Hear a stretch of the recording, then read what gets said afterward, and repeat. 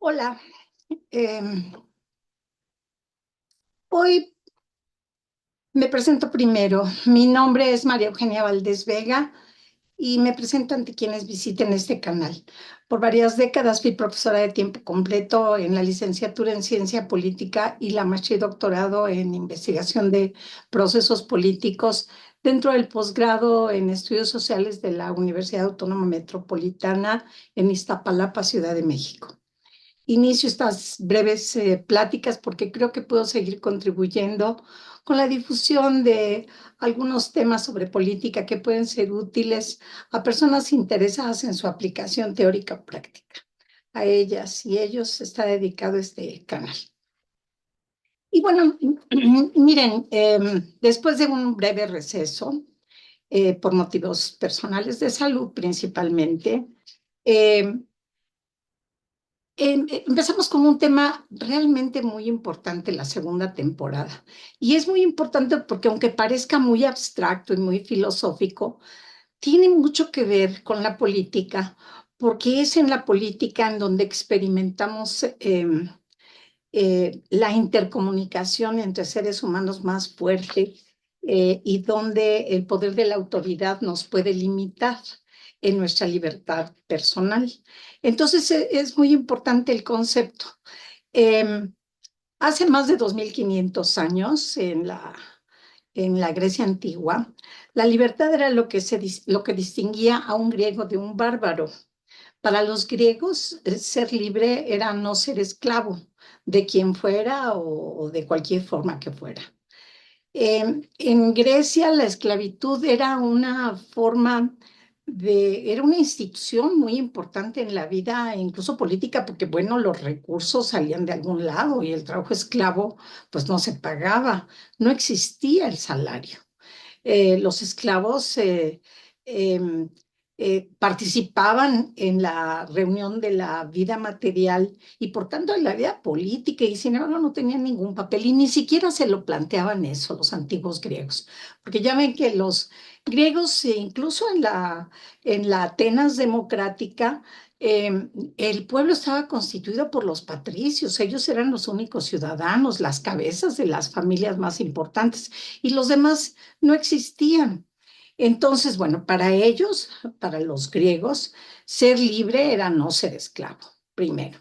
Y luego la libertad política se definía entre los griegos como el derecho de obedecer solo a la ley. Esta es una raíz muy antigua del significado de libertad en la política que nos llega hasta nuestros días y por eso es muy importante rescatarlo. Para ellos, para los griegos, la libertad tenía un doble aspecto, porque por una parte significaba independencia respecto a toda sujeción personal y por otra obediencia a las disposiciones generales. Entonces, esta noción griega de libertad tenía esta ambivalencia. Había libertad mediante la ley, pero sujeción a la ley. Aristóteles afirmaba que la libertad consistía en el hecho de que cada quien es libre de vivir a su gusto, fuera de las leyes eh, que conviene respetar y obedecer. Los hombres quedan libres para dirigir su vida como quieran.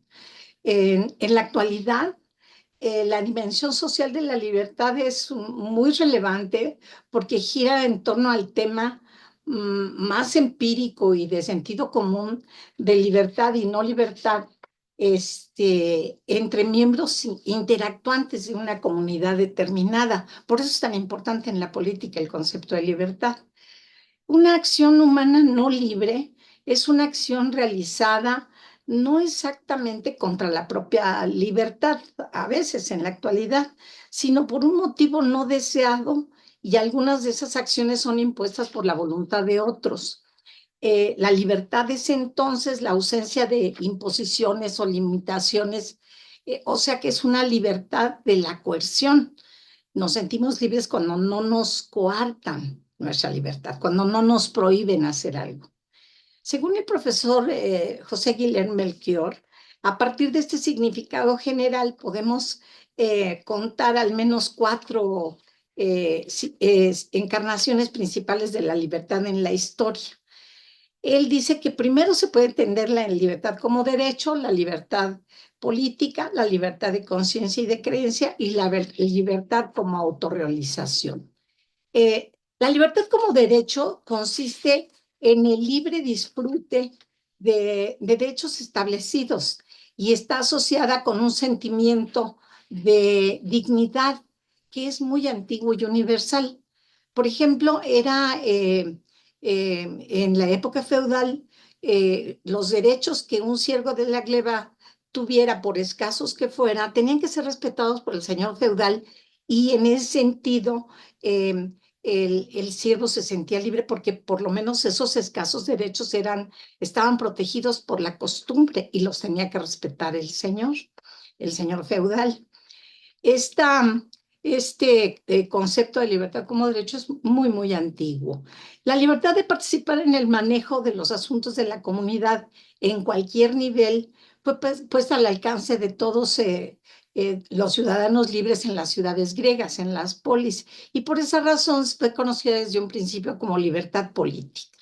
Libertad para participar en el manejo de los asuntos de la comunidad. Luego, históricamente se presentó la libertad de conciencia y de creencia. Eh, en este tipo de libertad ha ido creciendo a lo largo de la historia de manera constante, ante todo como afirmación de la legitimidad de la discrepancia religiosa durante la Reforma en Europa, entonces empezó, pero después se ha transformado sin que se lo propusieran así los reformadores protestantes, en una era de pluralismo religioso que a su vez fue transformándose en el moderno derecho de opinión que se refleja en esta demanda constante de la prensa, de la libertad de prensa y el derecho a la libertad intelectual y artística. Eh, el cuarto y último tipo de libertad al que se refiere el profesor Melchior es la libertad de las personas para vivir como gusten, la libertad de autorrealización. El hombre moderno no se siente simplemente porque se respeten sus derechos, esta libertad como derechos, o porque puede expresar libremente sus creencias, eh, o porque tome parte libremente en procesos colectivos de toma de decisiones, la libertad política, sino que además el hombre moderno se siente libre porque dirige su vida con base en una elección personal de trabajo o de ocio. En este sentido, este tipo de libertad como autorrealización y logro personal es una tendencia muy moderna y que se sostiene por la creciente división del trabajo en la sociedad industrial y más recientemente por la expresión del consumismo y del tiempo libre. Estas ideas generales acerca de la libertad nos van a permitir continuar con estas charlas en las siguientes sesiones. Muchas gracias.